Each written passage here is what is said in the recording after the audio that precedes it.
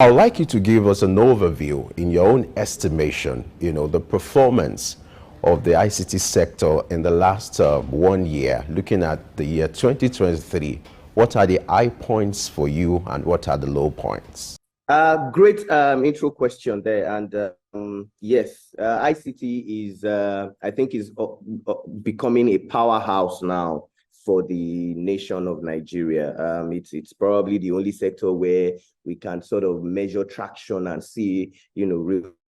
And like you rightly asked, a summary would be like it's in terms of growth and economic contribution, we've seen a rapid expansion in Nigeria's ICT sector, which has shown enough traction in growth and significant contribution to the national GDP.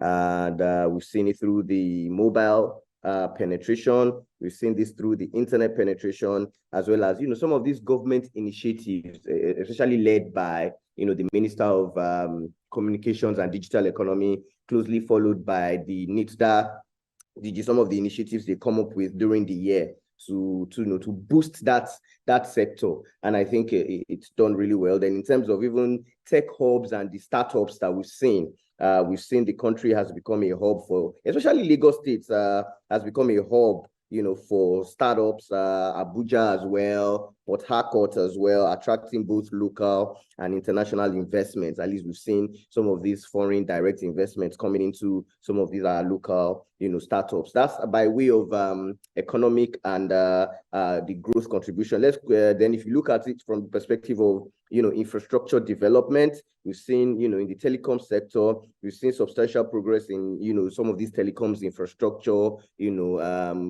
upgrades to some of the 4G networks by the telecom providers, as well as, some of these rollouts for 5G. We've seen 5G. We've seen some of the telecom providers come up with their, 5G offerings. Yes, it's still a bit pricey, but at least we're seeing penetration, and is helping to boost that infrastructure. We also saw something like Elon Musk Starlink also made a debut this year.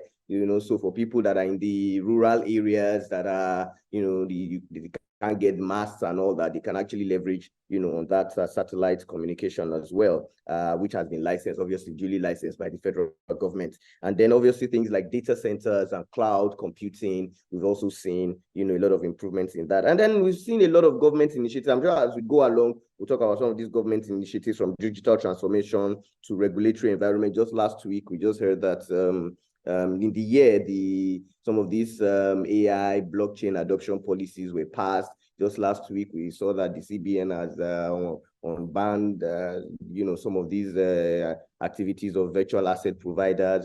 So a lot of it is gaining traction. Of course, there's still challenges and opportunities. I'm sure as we continue, we'll talk about that, as well as some of the impacts. So overall, it's made a significant impact in Nigeria's economy this year. All right. Congratulations to you, Seyi, on the ICT sector being the second largest contributor to Nigeria's GDP in the year 2023. Just it fell behind agriculture, maybe because everyone eats food to live and to survive. So maybe that's why agriculture got more. But it shows that the ICT sector is doing quite well. But let's look at some of the challenges that the ICT sector faced in the year 2023. Now, you've talked about a lot of ways that the ICT sector contributed to the Nigerian economy, but let's look at some of the challenges that made it not do so much than it did in this year. Yes. Again, the ICT sector, we still need, it's still to get into it, Nigeria is still, as much as we try to say that we're a nation of 200 million people, the purchasing power is still a bit low. It's still one of the lowest possibly in the world. And when you're talking about ICT, you need funding, you need purchasing power, because first of all, if you look at even phone in Nigeria is still expensive. Smartphone, that is, that you can use to take advantage of some of these services, still very, very expensive. I mean, some of them are still coming in at around, $50, $100, which is still not, within the buying capacity of, largely a lot of Nigerians. So as much as we try to improve on the infrastructure, we still need, some of the costs to come down. Even the cost of data is, yes, it's come down significantly, but again, it's still high because we need the price to further come. We need it to be sub, $1, to be honest with you, for people to take advantage of these things. And then again, another thing that is debilitating is largely, educational, is awareness, is people being able to, have enough knowledge to be able to take advantage of some of these services. In fact, sometimes because of, we don't even know that some of these services are there because we don't. For instance, if you want to, for the last 2 or 3 years now, you find out that if you want to do anything, even if you want to interact with government, you can actually go online and do it, like, filing your taxes, for instance. A lot of people don't know that you can do that online, just because of the knowledge gap. Then even things like obtaining your international passport, obtaining your NIN, obtaining, a lot of these things can actually, there are even apps for them, provided. But because you need a smartphone and then you need internet penetration, I doubt someone in Daura or someone in Sokoto would have this kind of knowledge. So the providers also need to come with some campaigns or media campaign awareness to be able to, do a lot of this, to engage the people. So some of these challenges we've seen, and then obviously things like innovation. We need more innovation, local innovation, not, the foreign. Like this year, there's been a lot of talk about AI, but I doubt if anybody is actually, we are consuming, these things that have been pushed to us from other parts of the world. But we need to also develop our own, for instance, local AI database for our own local records. So for instance, I want to know about, the history of Nigeria. I need to be able to prompt, so that it's not giving me something that somebody else has put in there. So we need to create our own database for these things. So those are some of the things that, are still challenging. And then, lastly, maybe around the areas of collaboration, people, companies, data centers, ICT providers coming together and leveraging on each other's skills to collaborate and, present one unified front to citizens. So some of those challenges we've seen, but I think there are things that we cannot solve, but I'm sure in the coming years, especially with the new minister, have, I'm sure, he's working towards that as well. One of the significant things that happened this year is the rollout of the 4G or 5G, network, which was quite significant. But in your opinion, what do you think should have been done differently? What do you think has been the impact of this rollout of 4G and 5G networks? And what do you think could have been done differently to have made more impact with this rollout?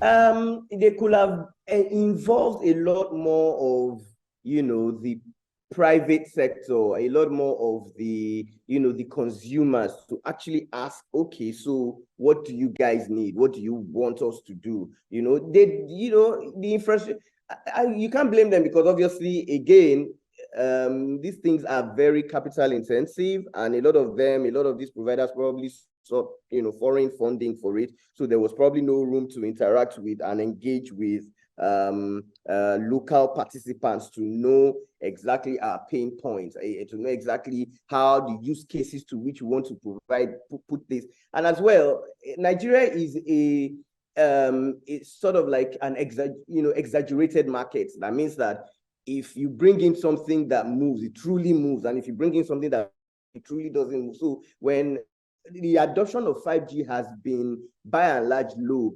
probably in my own thinking, because of, the cost. So that's another thing that they could have engaged on more. Maybe the data should have been priced in such a way that, it's more it's user friendly to the end consumers, probably, but overall, I think that some of these things can easily be overcome, maybe by going back to the drawing board to see, what can be changed. Maybe instead of using certain equipment, you should have used another one. But I think it went well. The 4G is here to stay. 5G, obviously, too, because going forward, everything in Nigeria now is moving online. This interaction we're having is online. Without connectivity, I doubt we'll be able to, to have this kind of interaction, if we go back to maybe 5 or 6 years ago, so everything is moving online. Government services are moving online. Private sector services are moving online. Very soon we'll have a raft of online services, e-commerce, e-voting. A lot of these things will move online, and we'll definitely need connectivity. But what we just need, what I want to implore the providers to do, is to sort of look at the entry price points for these things, so that it caters to a lot more general audience from Nigeria's population. I heard about 50% of them are between the ages of around 18 to 45. So, and as these people are growing older, everything will continue to move online. So we need those price points, to come down. So those are the two areas where I think will have been improved upon, and then probably stakeholder engagement as well as the price points for these services. All right, let's look at talent gap. Now, the demand for ICT professionals outstrips the supply. What kind of skills gap solution do you think will work for the sector? We need a lot of technical skills. This ICT sector is technical. We need a lot of education. We need a lot of, and the good thing is that we can use the same ICT to provide this education. E-learning, for instance, should by now be adopted by most schools, from primary to secondary to university. I mean, there's hardly anything you want to do now. You go to school now. I don't think back in the day when we went to school, you have to do assignments and write down and, copy notes and all that. These days, there are portals in school where you submit your assignments, your lecturer sees it, marks it, sends the results back to you without ever interacting with the paper. So I think now what we need to start to build this technical foundational skill in young people, because if you look at advanced countries, they get, if you go to even in Asia, Southeast Asia, Japan, Korea, a lot of these kids are already getting trained on, coding, on AI, on robotics. So we need education here. And again, it comes down to the cost. Now here, the entry level is still high. By the time you look at the average cost of getting into ICT in Nigeria, minimum, you need a mobile phone, a smartphone. Even if you can't afford a laptop, you need a decent smartphone. You need great internet connectivity. You need to be internet connectivity that can take video, that can take voice, that can take startup cost alone. We're already talking, something in the high figures. So maybe this is where government can come in a bit and give some of the providers of these services, some tax relief or tax rebates, so that you can get this equipment into the hands of these kids. Because, like, you and I are not going to be here by this in the next 5-10 years. There's very little that our brains will be able to carry. Will now pass the baton to these younger ones, and they have to have had that foundational skill to be able to carry, which is why I like what the new government is also doing. I mean, if you look at the Minister of Communication, these are young people that are in the industry before, so they know the pain points, so they know what to come, what policies to pass, what policies not to pass, how they felt the impact. The same thing with the DG of NITDA. These are people that have been in the tech industry, so they can better assist in this government policy formulation, to bring the cost of entry into ICT down, especially for the younger ones coming up. Now, according to reports, the year 2023 witnessed, a high rise of fintechs in Nigeria. They depend on ICT for their daily transactions when it comes to digital financial transactions. talk to us. What do you think is largely responsible for this rise? You know, you have over about 200 firms in Nigeria now, and then what has been the impact of these on the performance of that sector for the year 2023? Oh, fantastic question. A lot of this came as a result of COVID. When we had COVID, you know, in 2020, all of a sudden, a lot of these things, I mean, things that normally we would not want to do online, everything just moved online, from buying groceries to shopping for food items. You know, no matter what you want now, you can literally sit down and search for it and you will get it, and you get it delivered to your house. So a lot of these things was as a result of, you know, the pandemic, which happened about, you know, 3 to 4 years ago. So that was what led to people now innovating on ideas that would probably not have been thought about, you know, before. And which has brought about a rise in people now know that I don't need to leave my house to do certain things. All I need is a mobile phone and internet connectivity, and I can probably get you can get even, you know, washerman, whatever it is, you can get someone to do your personal shopping. So it now brought about, you know, ideas from people. And you see, ICT is one of those industries that can, just like the mobile phone came and revolutionized how, you know, communication, we humans communicate within Nigeria. ICT is another sector where people are now saying that even a one man can literally put up something online on some of these social media platforms, and you start to run your business there. The platform is there. So it now depends on how, you know, imaginative you are, you really are, how big your thinking is. So it's really, you know, driving that sector. You can wake up, I mean, like you said, there are over 200 startups, you know. So the downside, though, is that you're going to have repetition. You're going to have duplication of, you know, services. How many, you know, to be honest, how many e-commerce sites can we have? How many delivery companies can we have? How many, you know, all these the taxi companies can we have, you know, before the whole thing gets populated? So it's also bringing in the quality of ideas. Is almost as if we're all, you know, repeating ourselves. So we're saying that, yes, it's bringing a boost to the sector. At the same time, I mean, the year has also witnessed you know, a few of these companies have actually sort of collapsed. You know, they've gone, you know, they've become insolvent, because obviously a lot of these companies too need funding, and if you don't get the funding in, the chances are you're not going to be able to witness some of the storms that will come from largely from the currency devaluation and all the other things, inflation that we are seeing in other sectors. So it's leading to that proliferation, and at the same time is also into duplication of ideas, and then we're seeing some go bust. And what I'm also seeing in that industry is that it's sort of like changing the way business is done.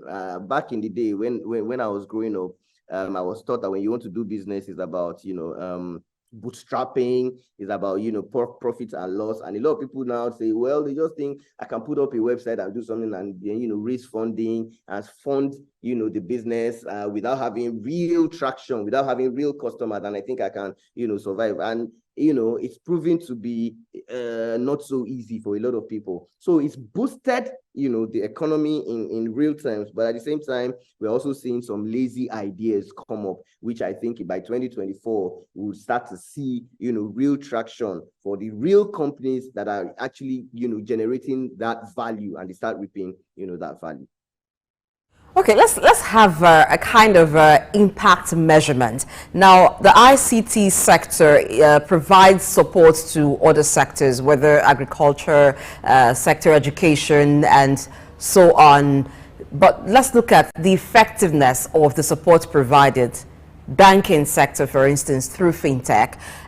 During the UTIDE, it's like the UTIDE is a test of the effectiveness of the support provided.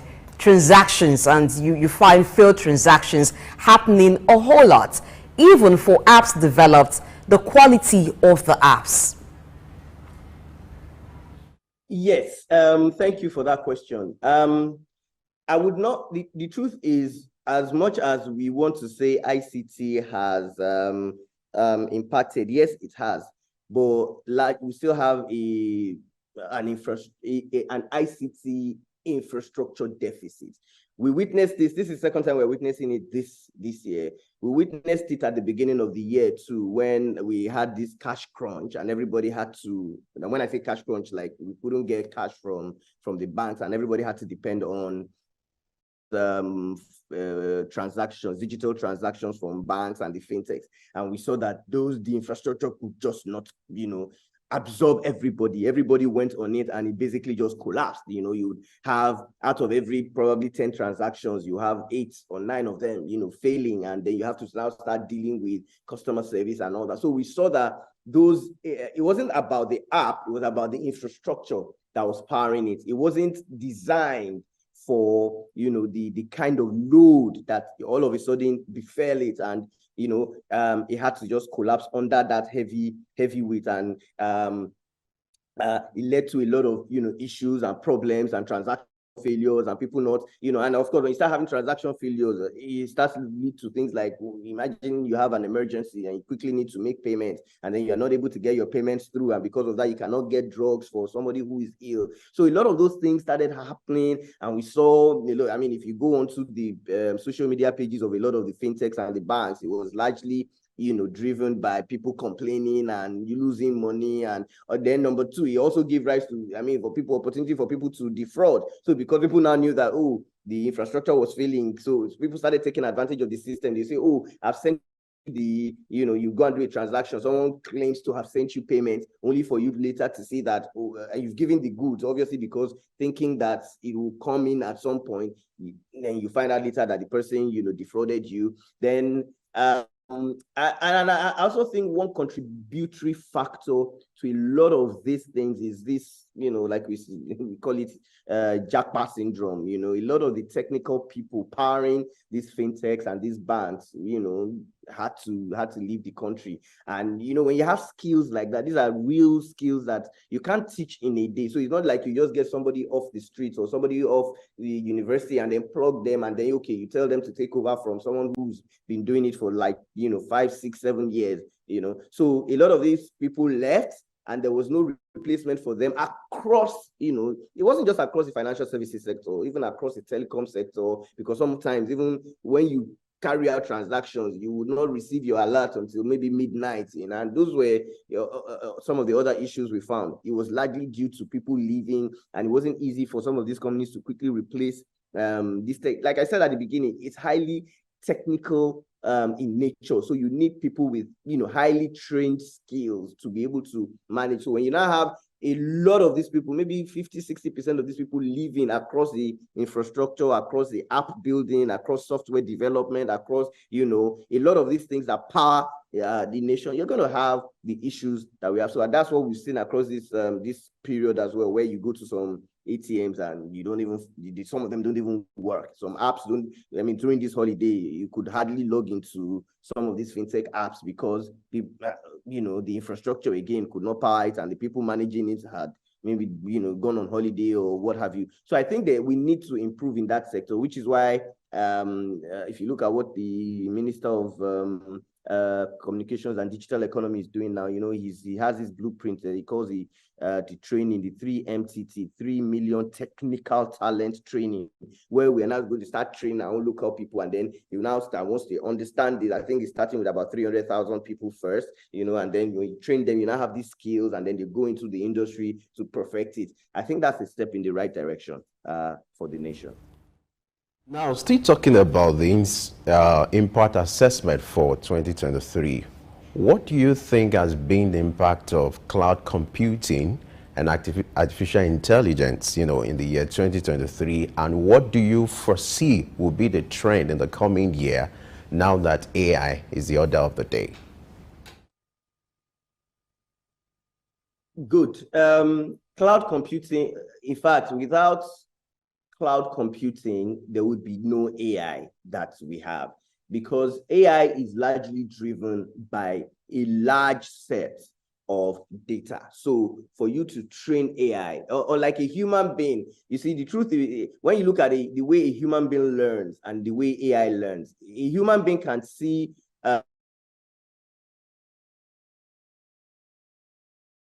being a man and a picture of a woman, and immediately in the human brain the next time he sees a man, you will know that this is a man without, loading it with more data. But you see, when you're training AI, you need to show, so for you to let the AI know the difference between a man and a woman, you need to present the AI with like a million pictures of a man and a million pictures of a woman. Then in itself, it uses an internal algorithm to check some of the features to know, so that when next it sees a man, it will be able to recognize. So for you to do that, you need a lot of infrastructure.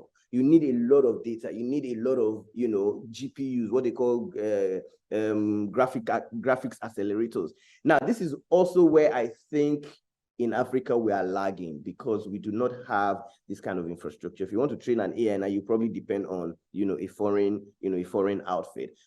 We're basically consuming, which is why I said at the beginning, we need to start moving from consumption to production. So we need to start to have our own data sets, because you find out that most times some of these companies that train these data sets, they train them on things that are peculiar to their own environment. They train them on things that laws, they train them on events that are peculiar to, the Western world. So when you're looking for something that is specific to the African context, we really do not have it. So where I think AI would go, which is my own personal opinion, and I think that's generally what would happen, is we're going to have alignment of AI and, vertical industries. So there's going to be, say, an AI, let's say, for instance, let me take an industry like the legal industry.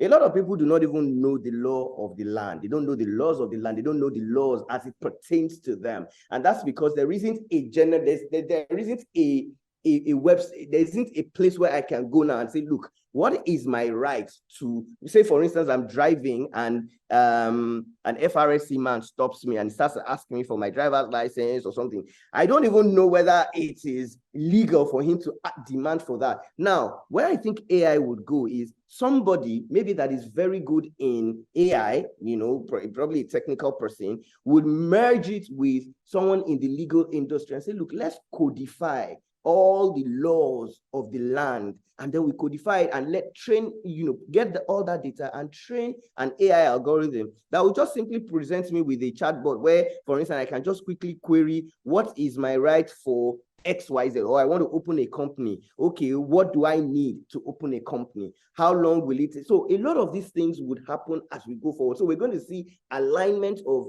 AI and vertical industry. So you're going to have that for maybe legal, you're going to have that for the medical industry, we're going to have that for manufacturing, we're going to have that even for government services, for instance. So that's where I think the value of AI can be reaped.